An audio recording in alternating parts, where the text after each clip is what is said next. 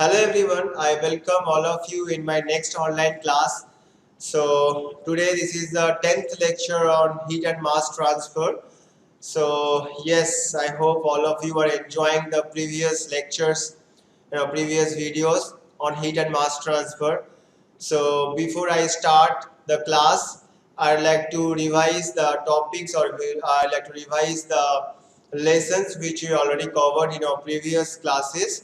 So in classes we discussed on temperature, heat, units of temperature, modes of heat transfer, conduction, convection and radiation. Conduction, Fourier's law of heat conduction we follow. The formula Q equals to K into A dt by dx. Then convection through liquid or gas. The formula we follow Newton's law of cooling Q equals to H into A Ts minus Tf. And in radiation we follow Stephen Boltzmann law, no medium is required. The formula Q equals to sigma A epsilon T1 power 4 minus T2 power 4. Next we have discussed general heat conduction equation in Cartesian coordinate, cylindrical coordinate and spherical coordinate. Then we discussed on amount of heat transfer through slab, amount of heat transfer through single slab, uh, one dimension, steady state and without heat generation. The formula Q equals to K into A T1 minus T2 by L. And for cylinder, amount of heat transfer of cylinder considering one dimension, steady state without heat generation, Q equals to 2 pi K L T1 minus T2 by ln of R2 by R1. And next we can write the Q value for sphere considering one dimension steady state without regeneration. Q equals to 4 pi K R1 R2 T1 minus T2 by R2 minus R1.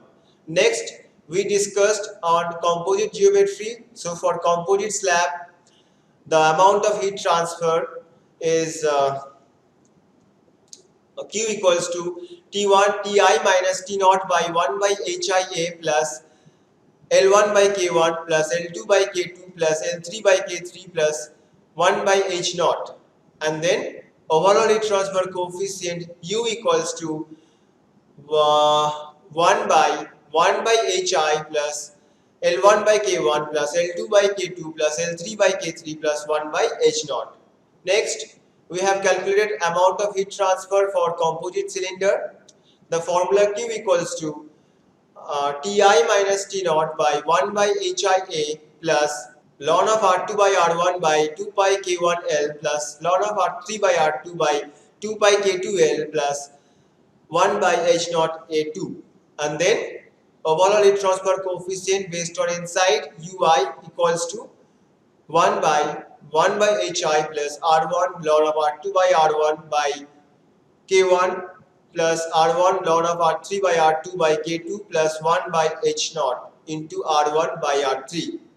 And overall heat transfer coefficient based on outside U0 equals to 1 by R3 by R1 into Hi plus R3 ln of R2 by R1 by R2 K1 plus R3 into ln of R3 by R2 by K2 plus 1 by H0.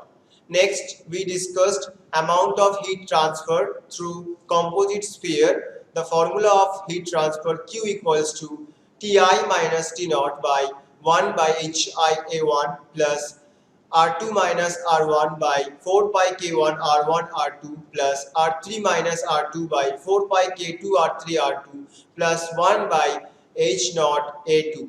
And overall heat transfer coefficient Ui equals to 1 by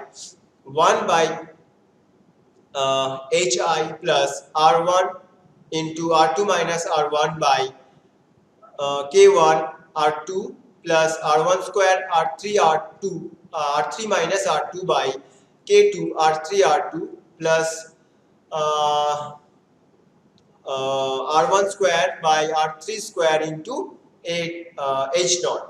And the last U naught value, overall heat transfer coefficient based on outside, is U naught equals to 1 by R1 square, R3 square by R1 square HI plus R3 square, R2 minus R1 by K1 R1 R2 plus R3 into R3 minus R2 by K2 R2 plus 1 by H naught. So up to this we discussed in our previous classes or previous videos. Now today we'll go further. We'll study on electrical analogy of heat and heat transfer. So electrical analogy of heat transfer, here you see we relate the amount of heat transfer with a circuit. You see here in heat transfer energy flows in terms of heat. Now why this heat flows? Because of the temperature difference. Here also you see in any circuit or in anywhere, if you provide voltage difference or potential difference, current flow occurs. So current flow occurs due to potential difference. So these two concepts means heat transfer and current, current flow, heat flow and current flow. If we relate this, so based on these relations we generate this electrical analogy concept. So you see here Q equals to UA delta T, amount of heat transfer. So I have given three different diagram, one for slab, one for cylinder, one for sphere. In slab you see at one point temperature is T1, at another point temperature is T2. So from T1 to T2 heat flows because of T1 minus T2 temperature difference. In cylinder, inner radius of the cylinder is R1, outer radius of the cylinder is R2. At R1 temperature is T1, at R2 temperature is T2. So from T1 to T2 heat flows because of T1 minus T2 temperature difference. In sphere also, if you look at it, you see at inner radius of R1 sphere, temperature is T1, at outer radius of sphere R2, temperature is T2. So from T1 to T2 heat flow occurs due to temperature difference T1 minus T2. So all these cases, all this body heat transfer occurs because of the temperature difference. Now if you look at the circuit, V equals to IR, I can write as per Ohm's law. So I can write I equals to V by R. So from V1 to V2, current flow occurs I, and there is resistance R. So we can write V1 minus V2 is the net potential, that is V. So voltage, so due to this voltage, current flows from 1 to 2 place. Now if you write Q equals to E by delta T formula and I equals to V by R formula, so if you look at these two equations, then you can find some similarity. You can find the similarity between Q and I. So I can write Q is nothing but equals to I. Similarly, delta T also nothing but equals to voltage V. So you see the left portion, whatever is there, that will be equals to the left portion in the second equation. So I can write UA equals to 1 by R. Now be careful here. Here you see the left portion in the first equation is UA and the left portion in the second equation is 1 by R, not R. So be very careful. So we'll write UA equals to 1 by R. So what is this R? So R is nothing but called as thermal resistance, which resists heat transfer through body. So R equals to, we can write 1 by UA in Kelvin per watt unit. So this thermal resistance we have to calculate of different bodies. So first we'll start from thermal resistance of slab. So for slab the formula Q equals to K into A T1 minus T2 by L and I equals to V by R. If you relate these two, then Q and I equal and V and T1 minus T2 both are similar. So we can write K into A by L equals to 1 by R. So R equals to L by K into A. Similarly, thermal resistance for composite slab, we can write Q equals to T1 minus T3 by L1 by K1A plus L2 by K2A.